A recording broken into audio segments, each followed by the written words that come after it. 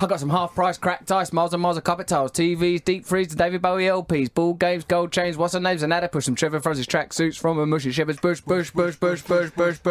No income tax, no VAT, no money back, no guarantee. Black or white, rich or poor, we'll cut prices at a stroke. God bless Hooky Street, viva Hooky Street, long live Hooky Street, say magnifique Hooky Street, magnifique Hooky Street, Hooky Street, Hooky Street. And that's how I spent my childhood. You're listening to the Russel Brand podcast with backing vocals from Matt Morgan and Mr. G on poetry. And what a podcast it's going to be for you. Possibly later we'll be talking to Noel Gallagher. We'll be talking about our new item, Telephone Neighbours. I'll be looking for a window into an adjacent studio, an attractive woman. What we're making here is podcasting history, Matthew. Well, we're trying to, but there is an attractive woman through the glass. It's a problem. It's a problem because we're in a subterranean booth in a facilities house. Like last week we did it at XFM. You prefer XFM? Well, that's a bit awkward when there's people from... No, not at all. I love the guys. You're so English. Do you think I'm typically English? No. I think you're so English. That's good, isn't it? That I love England, actually. No, I mean, come on. I just mean, like... Don't hurt their putting feelings. me on the spot, but... I mean, now it seems worse, because otherwise I'd have gone, no, I love it here. So I've obviously showed that, but they could win me over. You can be won over, whereas my mind's made up. What do you like? I like the woman in the aquarium. Yeah, but she's not going to be there all the time. Right. Get out of this dump. And she's putting you off because you can't stop looking at her. So they're cutting some sort of football programme in the next booth. I don't know what's happening there. There's a woman, there's a man, and another woman. And I can see our own reflection. So there's a hell of a lot of distractions. Why don't we talk to some of the viewers, listeners, through what I call emails, digital letters. See, I know what I'm doing. If you want to communicate with us, why shouldn't you? At Russell and Matt at audioborm.com. Or you can leave us a voicemail if you want. Just find out that number for yourself. And you can upload your jingles like this one. Why don't we listen to a jingle, Matthew? Because it really establishes that we know what we're doing. PODCAST, it's Russell and Matt and Mr. G podcast. I like that. Who was that? That's was talent. That's real talent, Matthew. That's a hip-hop style. By Ryan McDermott. No. Adelarks. Mellotron is a regular contributor of jingles, and I'd say a real gifted jingler. Should we jingle on with another one? Another jingle, sure. You're listening to the Russell Brand podcast. Every Wednesday an audio boom, every Sunday an audio boom. With Matt Morgan and Mr. G, they're gonna shake the room, boom. Shake the room. No, boom. I don't like it. Okay. I think there was too much focus on the brand name, and I think it was. I think that it was supplied by Audio Boom themselves. You could have been, actually, yeah. That's like. Where's our advertising this week? What? We've no adverts on the show. Adverts. No one, like, you'd think me, a viable commodity. Here I am with Matt Morgan, one of the great voiceover artists, Mr. G, a fine poet. We can't sell nothing. Why don't we just do adverts for companies that haven't yet give us no money, and then they'll hear how good we are. Well, let's think of things we actually like. Sunblessed. Is that it's type of bread, isn't it? Ah, you've fallen at the first hurdle. What do you mean? We don't even want that. Crumpet. I tell you what I like. Crumpets. Yeah, but that's not one. You can't have an advert for crumpets. Are you a bit hungry? But you had enough of toast, really. Crumpets. Do you eat crumpets? I love a crumpet, mate. Yeah. Traditional English, what are aren't they made of? It's like a weird sort of gunk. Yeah. I mean, that's the sort of thing a human being shouldn't be eating. Okay, right, let's think of a brand. Really bad advert for crumpets. Then. Yoga classes. Ah. Why not go to Try Yoga to do some yoga, and it's quite bourgeois, but let's face it, everyone there's attractive. It's a nice vibe. Everything smells of joss sticks. I don't like the name Try Yoga, but I think they're missing the trick because it's. I know it's TRI, isn't it? Like three, but it actually says Try Yoga. Oh no, falling over. Oh God, bloody hell! Just stood on your dog. Yeah, no, you're right. It's a strange name. Now, let's say that we haven't got any adverts because we kicked back against the corporate system. And We said, don't we don't want them. They tried to give us a lot of adverts. money, but a lot we of said bread, no. a lot of dollars, a lot of crumpets, but we turned it down. You can email us at russell@audioboom.com. Some people have already done exactly that, like this person, Connie. Hello, you strapping boys. Love having you back. We've missed Morgansky with the heat of 1,000 suns. Quick question. What's the worst trick, practical joke anyone has ever played on you? My friend once had a poo in my bathroom sink. I don't see how that's not a practical joke, is it? Not a practical joke. That's a dirty protest. I don't see that as The practical joke is there's got to be a revelation, hasn't there? Have you done any on me? Have we done any on each other? No, because you wouldn't react well to them. Yeah. It'd just be an awful, awkward atmosphere. Because of my I temperament. don't like them. I don't like it. I don't like anything upsetting me, upsetting my flow, my rhythms. Yeah. Over the years, you've observed me. I'm a sensitive man, Matt, aren't I? And you think, even still, after all these years away from each other, coming back together to make these podcasts, still very easy to get in a state of tension if we're not very careful with each other, isn't it? Yes. Because you think I'm intense. You're a little intense. I'm an intense guy. And what do I basically think about you? I'm English. Too English. Too English. I was once walking through Camden and there was a £20 note on the floor. Uh-oh. And I saw it and I thought, someone else is going to see that, someone else is going to see that. And I put my foot on the corner of it, and then when I bent down, it moved. And I went for it. It was on a wire. Film students, there's footage of that somewhere. If you are I was those such film a weasel students... about it. Did you really? Why, scurrying along? I was like, I'm going to get that, no one's seen it. Yeah. Oh, here we go. When they sort of went, oh, mate, thanks for that. I was like, oh, yeah, guys. I saw the camera ages ago. I was just playing along. Can we burn the tapes? I was just joshing. Funny, eh? What people do for money. Right, yeah. I don't like being pranked very much at all, actually. But, like, I mean, I'd sooner focus on the defecation aspect of the story, Matt, and tell you that Splash Palace pool pooper has struck again. Oh, no. A mystery pool pooper, or poopers, has struck again in Invercargill swimming pool. I believe that's in New Zealand. Hello to anyone that's listening in New Zealand. I've been there before. I like your country. I respect you. It's the 6th Friday in a row someone has defecated in a swimming pool at the centre. Odd to defecate only on a Friday, like it's a Not fish if you're supper. only there on a Friday. Uh-huh, I mean, so- that's already narrowed down the search, hasn't it? The suspects, looking for suspects, looking for clues. You're looking for someone who only goes on Friday, okay? So it would be nice if we could crack the case of the Palace pool pooper. Is that their headline? Splash Palace pool pooper strikes again. Yeah, that's the headline. So, okay. So we need people in New Zealand to... let's just try and whittle away at this stool until all that's left is a nub of truth. We have an item where everyone goes there on a Friday to do a poo to cover for the person. Let's back up the pool pooper. Let's support this brave pool pooper. I myself, I have not ever defecated in a swimming pool. Yes, you have. Have I? Well, jacuzzi. Well, that was urine. No, it wasn't. It had bits in it. If that's your urine, then you should be very What worried. do you mean? When did I poo? Hold You on a used to do second. stand-up about it. You got into a jacuzzi with a girl and then shat yourself. No, well, let's hold on. What you've done there, Matthew, is you, like a typical tabloid newspaper sub-editor, you've removed context. I was allowing the jet to go near my private parcel round the rear. So that's worse than what I said. It relaxed it eventually.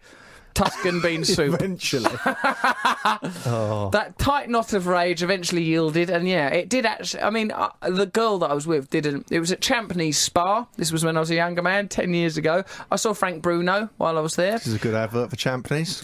Champneys, whether The it's jacuzzi's full of shit. Frank Bruno's there. crying in the lobby. Why not try Champneys, whether it's desperation and failed dreams of a great athlete or human faeces? There's something for everyone. Champneys. They shut the spa at night, probably to stop troublemakers, but I snuck in, didn't I? I snuck I've in done by that the at night changing into room. swimming pool. You know what? They put chemicals in there overnight. Well, I put faeces in there overnight. Fight fire with fire. That's the Chicago way, I say. I did that once and then found out later that they put loads of harsh chemicals in overnight.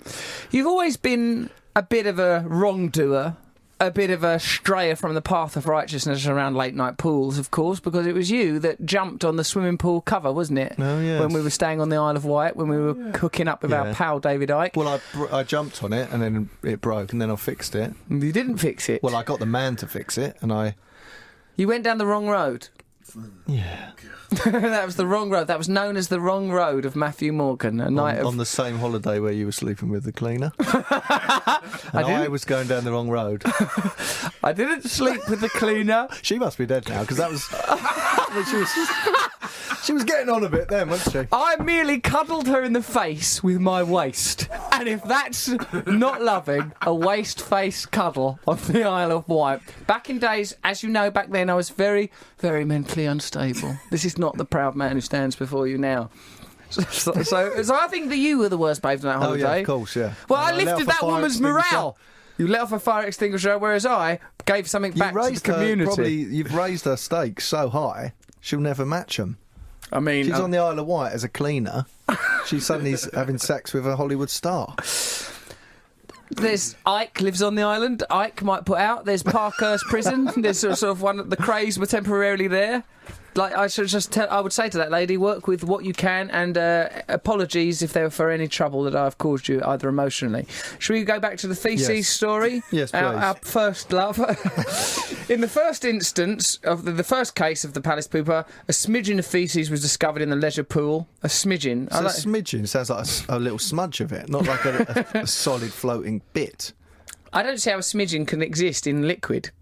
It can't. Because a smidgen sounds like a smear. It sounds like it needs a solid to interact with.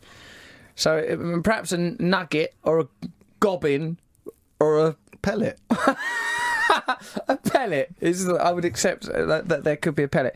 Was discovered in the leisure pool at the Splash Palace Aquatic Centre at 4:30. Aquatic Centre manager Pete Thompson said the mode is dissimilar to anything else we have had. What? The mode? What's a mode? How do I know the mode of it? The mode? I don't know. Like it, what? The standard, the genre, the oeuvre. This mode of communication is not like something we've experienced before. It's dissimilar to anything else we've had. It was a very tiny 10-cent piece size, which suggests it probably came out of a baby's nappy. 10-cent piece size. It's been really analysed. A second of faeces was found later. The learner's pool was closed at 6 p.m. when it was discovered. Thompson said the second faeces was extremely frustrating.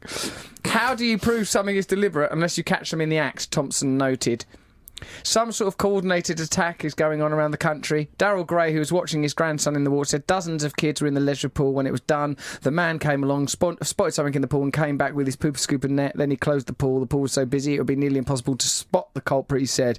The pool complex had cameras, but not high definition enough to pick up the red face of someone squinting, said Thompson. So even CCTV is no weapon against this kind of criminal ingenuity. So that's there gross. We are. I mean, I suppose we don't want to dwell too long on the subject matter of unusual places because it drags us into the gutter, and we're people that are quite capable of talking, for example, about, I don't know, Baudelaire, John Genet. That's just two French poet names. Yeah, but there's probably a higher level to take that sort of story too. What, like it's situationism? It's a form of protest? It might be a form of protest. It might be someone who, it might be an immensely liberating moment of anarchy for someone. Have you ever felt similarly liberated? No, I'm very retentive, so that would be the word. Whereas I'm quite expressive. You're very expressive. So that, you'd probably be able to do that. Swim off and then go, oh no, look! Yeah, I think I could if the cause was right, if I was doing it for justice or something. Well, I mean, I suppose, should we try to move into an area that's sort of more high calibre? Yeah. Let's go high, we can do it. This is from Pete G in Paynton. You wanted to read this, I think, mate. Is this the police one? Oh, yeah. Yeah, come on, you read this, Matthew. Okay, let me find it. Yeah. Oh, I got it. Yeah, thank you. There we go. This is who we're backed by now. The police. The state. Hello, Russell, Matt and G. I am what can only be described as a mega fan. I work as a police officer, and for the past 5 years, I have used your podcast at the end of the day to relax my mind after particularly stressful shifts, so I can actually get to sleep. It's good to see you haven't lost your intellectual yet juvenile nature, poo in the swimming pool, despite getting older. I think you've also regained your underground gritty vibe, which is an achievement. To think you're both living your lives on the same island as me is a concept I find strange. So if you read this email out, it will momentarily connect our lives, which would be a weird experience. Pin, pin, belly bounce. I like that man's Pete reached G. out. Thanks, Pete G. Officer Pete G. Officer G. He's a policeman. Do you, How would that relax you? This can't be relaxing. At the end of a long shift fighting crime in Paynton, the last thing I'd want to listen to is this kind of codswallop unfurling. I'd listen to classical music and So would I. Absolutely. I wouldn't allow this into my life. But it's nice that, there's a range of people enjoying our work. Yeah, it is, because I think we should embrace the police. I met some people called the Kindness Offensive the other day. The Kindness Offensive, they're a charitable organisation. They're going around in a psychedelic bus spreading kindness where they can, using occupied buildings to set up charitable endeavours. They get corporations to give them vacant buildings and they use them how they will. The Kindness Offensive fella, like I went in their bus, they'd done it up as inside it was done up like a 50s diner. Right. Inside of a typical London, no, they don't. They. I think they're volunteers. These people. I still don't fully understand what was going on. They took me inside. Like I was just driving up from Holloway Prison, women's prison, where I hadn't been, and then on the way. I mean, no, I was just drifting past the prison. I was just using the prison, Holloway Women's Prison, as a reference point. And, right. And any of those of you that listen to us behind the door, doing time inside. Can you have the internet when you're in prison? Yep, if you can get the phone up your arse. Then what were you delivering? Respect. Phones then? Yep, delivering phones and contraband. No, obviously I wouldn't. I mean, but that's one of the great questions. How do you keep drugs out of prison? How do you keep contraband out of prison? You don't. Can't be done, can it, G? It can't be done. I'm surprised it can be done. Yeah. It's pretty amazing. Yeah, it's what that people can get drugs in prison.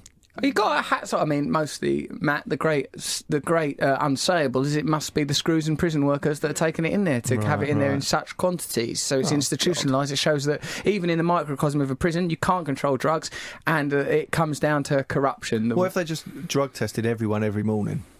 I mean, probably when it comes to the crunch, you don't want everyone to be off drugs in prison because it probably keeps people a bit more relaxed.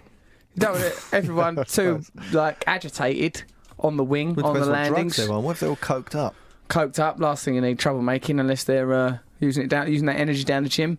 Do you think we'd do well in prison, Matt, you and I? In the same cell, or? I would prefer to be with you than a stranger. Sexually, or? I mean, I think we would just pass the time, wouldn't we, like making chess pieces out of soap? I don't know what I'd do. Read books and work out. Although they tried to ban books in prison, That's out of order, isn't it? That is disgusting. Stopping people having access to education. Why would you do that? We could do podcasts from in there. Why don't we do a prison podcast? G, could you sort that out for us?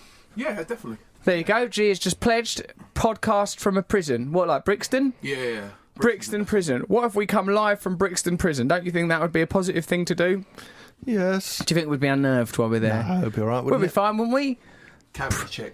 Huh? The cavity check. Cavity check, no problem. I'll do my own cavity check on the way in, on the way out, and during the show. I'll be checking away at those cavities near enough incessantly. Anyway, those people, the Kindness Offensive, they told me that they can reach within people's... like they sort of said that when they're getting corporate sponsorship, like they do, they got 100 grand off Nestle, for example, they say that they can reach in beyond the person, the way you present yourself. Like, we say with anyone, say you had met like Rupert Murdoch or David Cameron or people that you would typically consider to be forces for evil on the planet. They go like, well, no, just talk to people like it's the part of them that's beautiful. Like, and they said that when they're getting these sponsorships, they just go, look, come on, mate.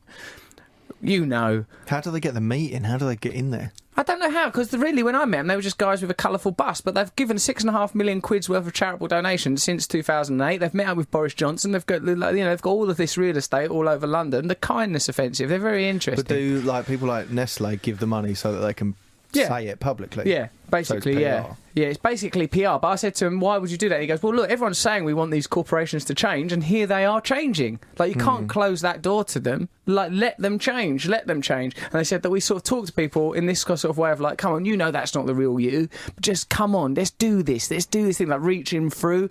And I said, is that one of the tenets of charisma? What is that thing of like trying to, like, whoever it is you're dealing with, whether it's like a policeman like that was listening to us, or it's like, like that. I've always thought myself, like, I want to reach beyond the thing that people are just giving you, that sort of autopilot way that we go through the day, the kind of zombie version of life. Like in that film Sixth Sense, they're already dead. That metaphor of like, really, are we unless we're interacting in the moment, we're not alive anymore. Unless we're present and spontaneous, we're just routinely trudging through the day. Like, to reach into that part of person. Do you think you could ever do it? Because I've always been greatly optimistic. I remember when I had that homeless person living with me that, yes, he did eventually leave because he couldn't stand me and preferred homelessness to being with me. That's a side note.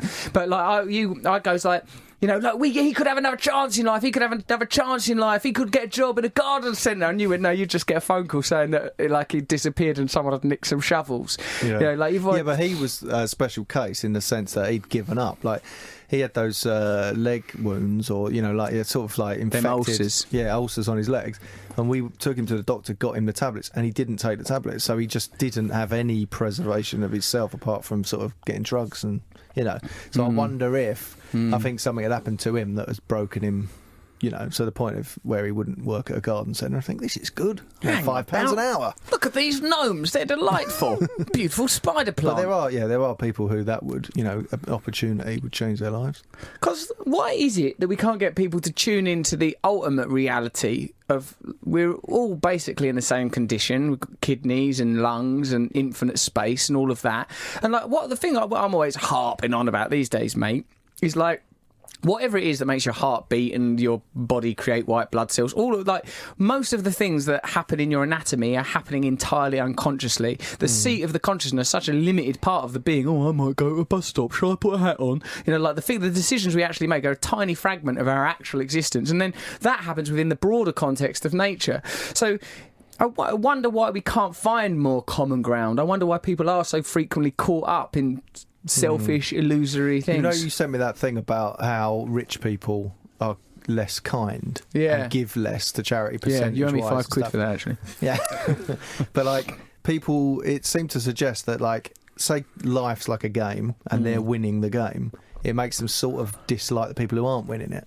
You're right. And they move further and further away. And then I suppose once you're rich, you want to protect yourself from people who aren't rich. And so it's like, that's why, the rich get richer and the poor get poorer. It's like this divisive thing.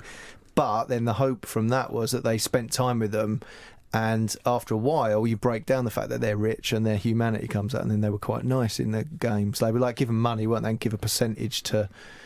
I think they were given $10 and they were told there's someone else in this game. And so, if you're nice, you'll take $5 and give them $5. If you're really nice... borderline stupid, you'll give them $10. But they pretty much just go, but I'll have $10. Why wouldn't I take $10? Why wouldn't I take all of it, And Get out once of they here. spent time with them and sort of humanised the other person, they'd give them more money. The compassion is there in most cases. Another thing they did is they had someone at a zebra crossing and they noted the number of cars that would stop or slow down, and cars over a certain value wouldn't stop or slow down. Cheap cars would more generally stop and slow down than expensive cars. So that's just because you play the role, so you're I'm driving a nice car. Out of my way. Get out of my way, you squares. I'm in a lovely... Oh, here I go with my jalopy. And it was against the law to not stop, wasn't it? It's like in LA, I think it was, in California. So you have to stop if someone's at a crossing. So they weren't just being cruel, they're breaking the law.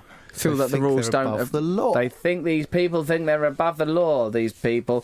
Well, so there is some sort of unifying essence within us. It's just very difficult to communicate with that. We tend to tune into different aspects of ourselves. Over the course of any day, I can find... What I'm trying to do is not take... I'm trying to give over responsibility of everything. This is what I'm trying to do. I mess up all the time, just think, right, the decisions I make and the thoughts I have are of pretty much no value at all. I'm just going to drift through life and just, whatever presents itself, go with it. And then I always forget that I'd said that this morning, and I just start sort of barking. Where's my blanket? Blanket, please! Come on, hurry up! Fuck you! Yeah. It's hard to maintain that kind of space, but I'd value any input from a listener. Why don't you do a jingle, Matthew, to provide a bit of division? The Russel Brand Podcast. In demand and on demand. Available exclusively to Audio Boom. Fuck off. Who's doing that funny voice? Why are they focused on that? Tom Comey, that was. One of the ways that you could, one of the ways that we could reach across this divide is through a little game that was invented by a very bright young man called Matt Morgan. Ah, yes. Now, that game was Telephone Neighbours, which encouraged people to ring the person adjacent to them in the telephone world. Add one digit to your phone number. Brilliant original idea. Brilliant original comic thinker. A sort of an unrecognised hero of British comedy in many ways, Matt Morgan. Okay, I know what you're doing. He's lived too long in my shadow, this great original comic... Well, no, look, I thought it was an original idea. I Googled it to see if it was, taking the nation by storm. It wasn't. But there was one tweet about it. No, it was on Twitter I was searching on. There was one tweet, and it was about this thing, a craze in Belgium, right? Called whatever the Belgique is for, or the Belgian for. Belgique. That's a croissant factory. I know. For it's not French. It's Belgian. Yeah.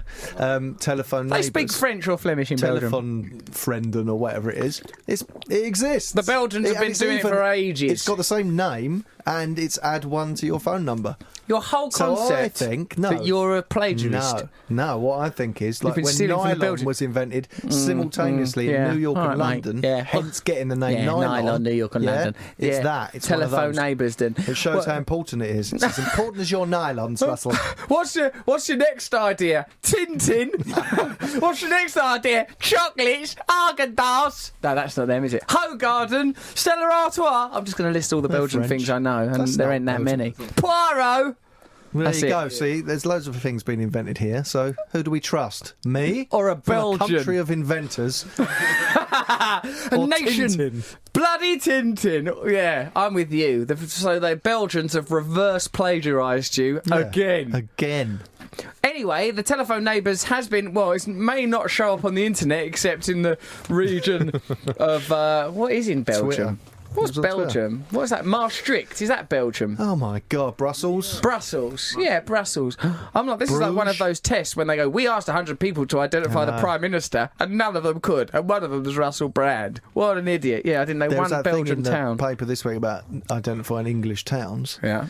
But it said these top English towns. So I thought, well, the top ones are London, Birmingham, Manchester, Liverpool.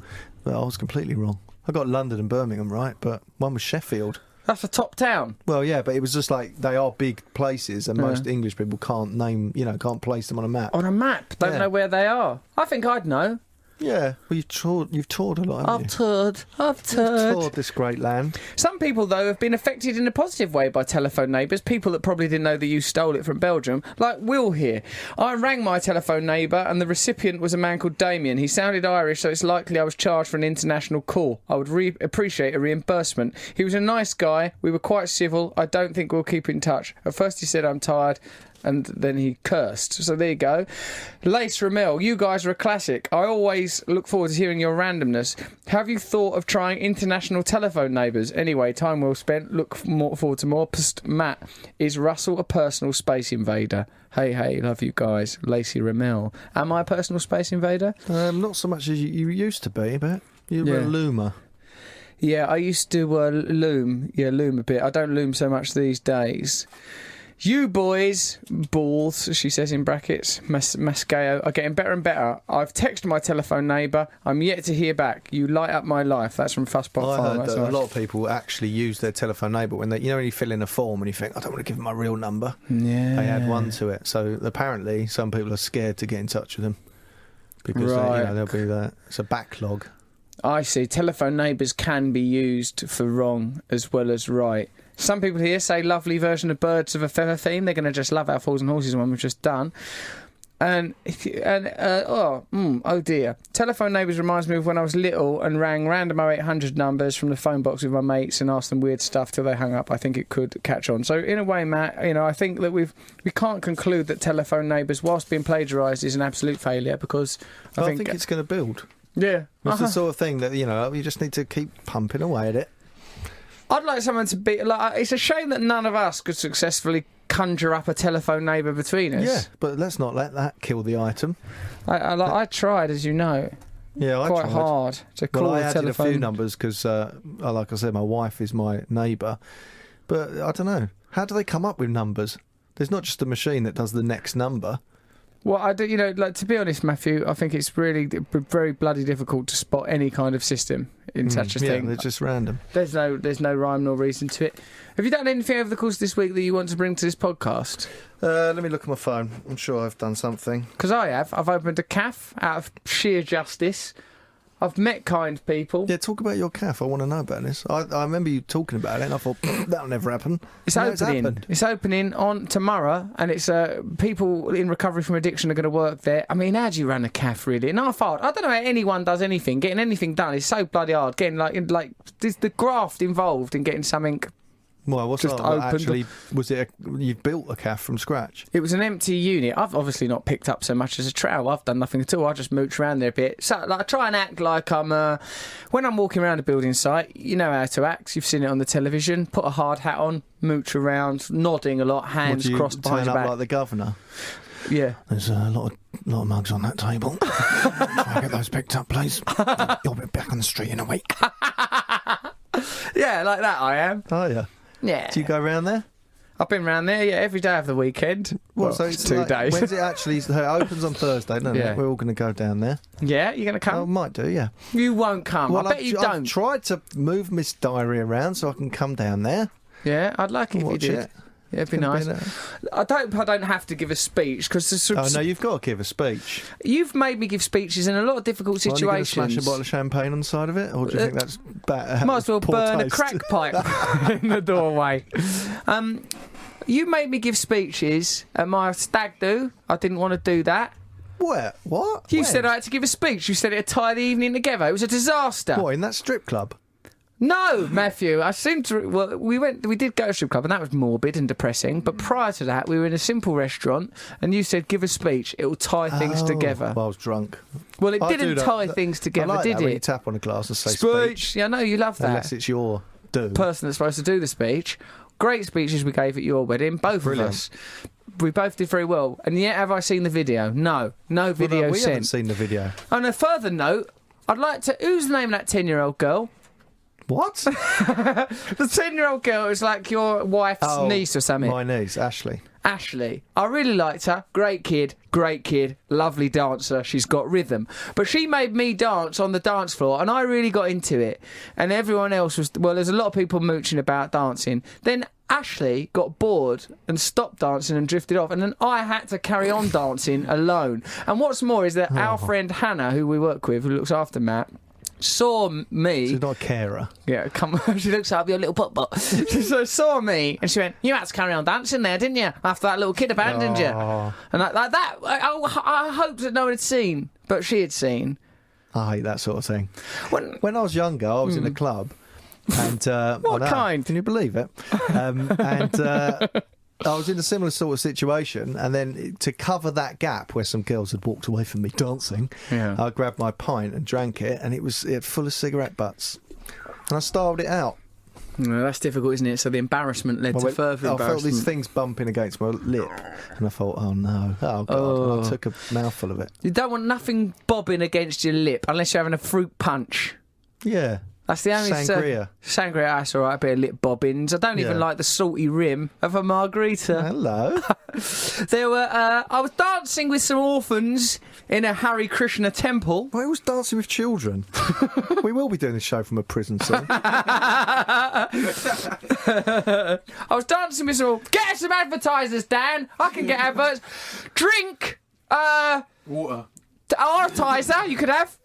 That'd be I'll tell you, nice. I could do one for Ocado. Go on. Because they do, you know, the food delivery people. are sort of- Ocado. I think it's part They're of not Waitrose. even part of Waitrose. Aren't they? No, because I asked the delivery man once. I was chatting to him. Oh, so you've used them as well. And how did you find the service? He was not at my house. He was just doing it. He was just down the street, and I goes to him, right. "Mate, are you affiliated with Waitrose? Do they let you use your phone?" Because a Sainsbury's bloke told me that his employers didn't let him take his mobile phone in his van. Because that's a bit out. What? Although you're a grown man, but.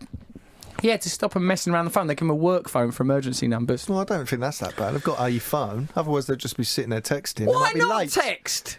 Well, why were Bit you of standing fun. up for the common man all the time? I love the Well, common my man. shopping's late. No, I'm just saying. Yeah, like, you like Ocado, right? You Ocado, can do get you? organic veg box, right? You know, we were saying we're all disconnected from nature. Well, I get an organic veg box. Yeah, and it's delivered by a van. That's not very So organic. what? Go I and don't dig care it about up. the carbon footprint. What I'm saying is it's got all the right minerals in it because it hasn't been grown. You know, the earth that we grow mass-produced food in. It's got Yeah. no magnesium left in it. It's No all magnesium now. no. So Balls this up. stuff's good. It's organic and it's like local and it's like in season. So it hasn't been. So actually, it's not like brought from another country. And the shitting bees are all getting pissed off. Yeah, what's happened to the bees? Don't you know about that? Yep, I know about the bees. It's because of they put pesticides deep in the soil, and so the bees will grow up to be idiots. It's all right, it's all right. No bees. I wouldn't mind. Hang on, you started talking about dancing with children in India. I was dancing with some As soon children. as the legal side of it came up, you changed the subject. Actually, I better back off on this one. They were orphans anyway, so what are they going to do? No, I was dancing with some. I was dancing with some orphans in a temple in India, and at first, I was with the Hare Krishnas. I was in a Hare Krishna village. It was great, mate. You'd have loved it. When I arrived, everyone was singing like the Hare Krishna versions of Christmas carols. All day were dressed up in blankets. I was dressed in a blanket. We arrived in the village at night, and they were like all singing Hare Krishna Christmas carols. I thought They don't celebrate Christmas, do they? well, whatever it is, like, whatever it is they're into, they were singing about it. No, and right, it was okay. around Christmas. They were singing songs. That's some songs. That's some mate songs. It's like a Christmas carol, but don't get confused. It's not Christmas, it's about Wednesday. Michael Jackson done a lot of Christmas carols, and they weren't about Christmas. That's all. Mine was about zombies. Now, one of Michael Jackson's best Christmas carols, it was about a special time of Christmas when the zombies, they come up out of the ground, all over the garden they was. Love it. Happy Christmas, Michael, one and all. I arrived there in the village, and they greeted me. Now, say Indiana Jones, all right? Indiana Jones. He's arrived in a village. The children of the village, the villagers, the ladies with the headscarves on, they love Indy, don't they? Are you seeing yourself as Indy? Yeah, in this one, I'm Indy. You wouldn't have a blanket on. He had a leather jacket, a hat and a whip. I'm talking about the women. They've got the blankets on. Oh, okay. And me, yeah. I With did a also. blanket Yeah, on? I did have Yeah. a blanket on. Fair enough, fair enough. But I was in India. I was trying to fit in. Okay. Then they took us to everything there on that village was ecologically sound. All the solar energy panels providing all the electricity, waste neutral, meaning even the human faeces goes back into the soil. And first of all, I was like, well, that's impressive. That's bloody impressive that even your wee and it goes back into the soil and is being used for Where the food's grown. They showed me the papaya plants, what they were calling poo-paya, in a sort of a joke, a religious people joke. You know, religious people do a joke like a vicar or whatever. We sometimes playfully call it a poo-pie. Oh, great. Because it tastes of shit and it's made of shit. I keep this one in my bottom. Yeah, go on. They showed me the poo-paya area. And, far from marvelling at the ingenuity of a waste-neutral ecological system, I just thought... You spat out your papaya and went, oh, you're sick! Doing? You pikeys, man! You mean you're eating shit? Go and get me a Burger King! Yeah, I did I think you could say recoil. that word. Apologies to anyone who's offended by that. That was outers. That's bang outers, me doing that. Well, And no, it's- where we grew up, both of us, that was meant- normal. It just meant cheap, didn't it? I didn't know that Yep. was a derogatory term for to Irish travelling folk, and Didn't know it. I'll donate some money to them. All of the advertising revenue from this week's show is going to traveller communities. Just by way of apology. Yeah, I do well, apologise. exactly. I shouldn't be racist. I've got to learn my bloody No, you lesson. weren't racist. What is it I am again? Everyone's so touchy these days. Uh-oh. Right now. I'm not sticking up for Clarkson. I think he's racist. There I was, dancing with the orphans down the temple. No, I was very impressed by some of the things. Cows, lovely friendly cows to cuddle up to. Nice, meditating, chanting. Then 4 o'clock in the morning. No, this was a night time. We did there was a sort of a festival ceremony. I got a night. They gave a speech about me and that I'm nice, like one of the priests did. Right. And then there was a bit where Because hang on. butter what do me you up, mean? I suppose. Oh, right, to you, sort of thing. Yeah, everyone was there. All the monks. I see where the monks live. No, look, this bloke's all right, guys. He's nice. No, he's all right. That He's one sort of thing. us. Yeah, that's it. There was a bit where I goes to look at the monks' quarters. I goes to one monk, where do you sleep? And he went over there and done a gesture. And I thought he was pointing at a doorway down which there'd be a corridor. And at the end of that corridor, perhaps there'd be a bed. But actually, what he was pointing at was a bit of wall and a bit of floor. And that's what he slept on. Is Really? that bit of floor by the wall. What, because of his, He's a monk. that's what they do? If you're a monk, you basically just knock everything on the head. Really? None of them, no monkey business. You eat simple foods. You recognise that everything you were pursuing was pointless. Go and have a kip on the floor by the wall. Get up, meditate. I mean, they seem happy. They're saying, you're going to lose everything when you die. Don't get involved with it. It's a complete waste of time. You're only going to get down in the dumps when it don't work for you. Chasing after dreams, chasing after money, chasing after all of these various forms of illusion. Go and kip on the floor by a wall. Do they have a little thin mattress or anything? This 'Cause guy just had a mosquito net and a blanket. That's pretty hardcore. I mean, that is you believe in God then, and you can't argue that. He seemed pretty happy. He was clever as well, really clever. He was only a young bloke, probably younger than me. He was like 30 probably, and he's really... He knew the score. Good chat. What do you sleep on as a visitor? You get an all right room. It's not that good though. It's like a single bed, and all of the bricks in the room are made out of I don't know, some sort of thing that ain't had to go in a kiln. like bricks. Mud. That's them. Then they do like Christmas carols, right? And then their shoes, they're like ice skating boots, but like not with the blade on the bottom. Why were you there?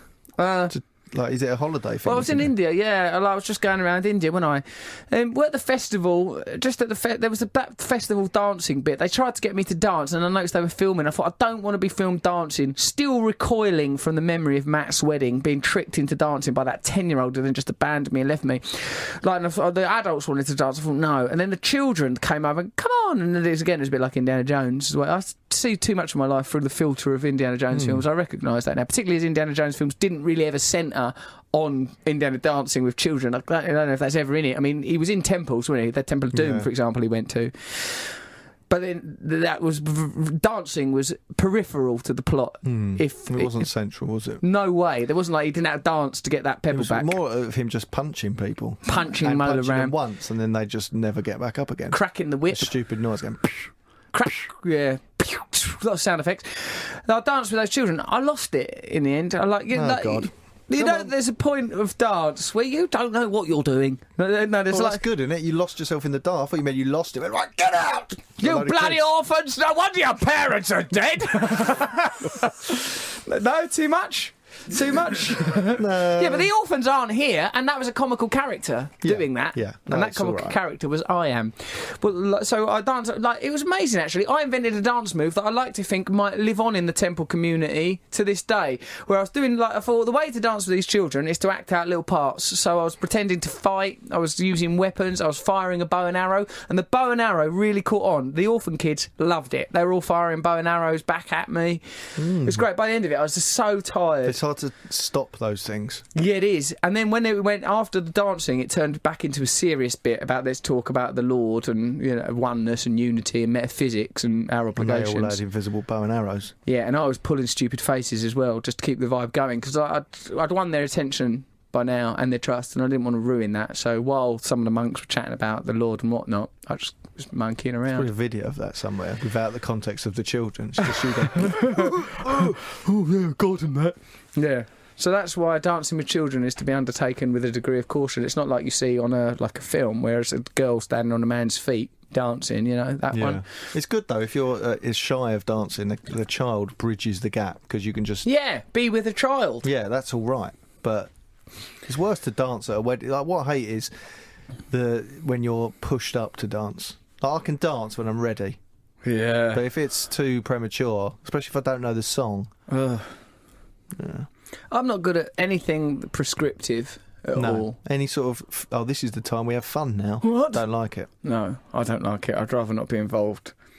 Now, let's do a news story and start thinking about how to wrap this up. Do you want to hear about a poo bus? I feel like we've talked about it a lot. We've talked about poo a lot. And I don't think it's good for us, Matt. I think it drags us it does link down. in with... the poo bus does run on poo, so it's similar to your thing. Okay, well... But I think they want it to be called a bio bus. Well, let's respect them, but we also have got to read the article. Britain's first poo bus, which runs on human and household waste, goes into regular service this month. Powered by biomethane gas, the biobus will use waste from more than 32,000 households along its 15-mile route. How? Operated by First West of England, the bus will fill up at a site in Avonmouth, Bristol, where sewage and inedible food waste is turned into biomethane gas. The bus, which can seat up to 40 people, was unveiled last autumn.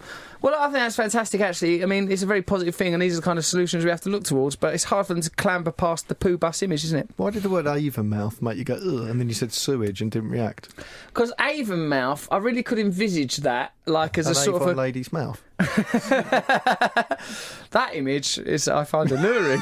An Avon lady, sort of a bit milfy, no offence, a bit of a sort of a saucy aunt comes round trying to sell you some hand cream. You don't get Avon ladies now. Didn't your mum be an Avon lady? She did, yeah. That's when I got bitten by a dog. She palmed it off onto me. What do you mean she... Oh. Well, she said go and put this through that door, and then me and my sister ran to the door. An Alsatian. Oh right, what was the thing? It was like an Avon booklet with some lipstick or something, I don't know. And then I was running to the door, and my sister stopped running and turned the other way. And I thought, this is easy, I'm winning the race. There's a sound of like a chain being pulled, and an Alsatian bit me quite badly. Whereabouts on the body? On the thigh. Oh, mate. How old was you? I don't know, 6, I reckon. Oh. But I had to have stitches and stuff. It was bad. Plus, child labour laws were breached. Well, of course. I mean, I tried to sue. The dog guy, when they told me, I think I've told you this before, they said, they sat me down and went, that dog had bitten other people as well and it's been put to sleep. And I just felt good. Did you? You didn't feel any compunction or No. like that poor dog? You felt... I was upset. I hadn't watched the whole thing. Wave him off. You'd have liked to have been in the gallery watching the... It was a horrible dog. He was all like grizzled and he was jumping up on his owner and like, oh, he's never bitten anyone else before. And he had all blood down his T-shirt from the dog. And I remember thinking, that's my blood.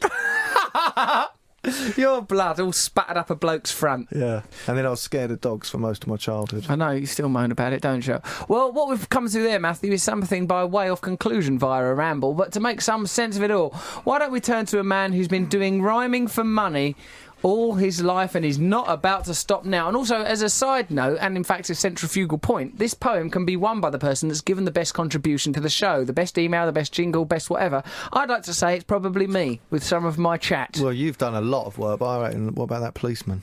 Let's give it to that copper. Let's send him, because he said that he'd really love it. What was his name? Pete G? Yeah. Pete G, yeah. Pete G, a poem is coming to you. My brother. Pete G from Painting, your brother from a different kind of mum. G is going to send you that poem, and here is the poem that you, Pete G, will be sent. A summary of the show. Mr. G, everyone. This poem's called Waste Not. We all have a part to play in recycling. As today's fossils form tomorrow's fuel, so even the elements of our decay can surely help to recreate life's future diamonds. Yet we all share the same cells. We all emerge from the place where the crumpet dwells. So on an organic level, community spirit can excel, unless it gets corrupted by legislated paper and metal. So dance, dance wherever you may be, whether it's in an ancient holy temple or playing pranks on Hookie Street. Yes, Mr. G! He's stitched back to Fools and Horses. That is coming to you, Pete G, policeman. Yep, should we all sign it? I'm not signing that, not for policeman, not after that point. No, of course, we'll all sign that together. Do you feel okay about the show, Matt? Yep. Ups and downs, There's ups a and few downs. things maybe that need... Well, I used some hate speech. Use some hate speech. I think I might have said something odd. I can't remember, but I've got that feeling in my tummy that I've done something wrong. I think that's just your basic personality. Thank you. Brought to you by Audio Boom.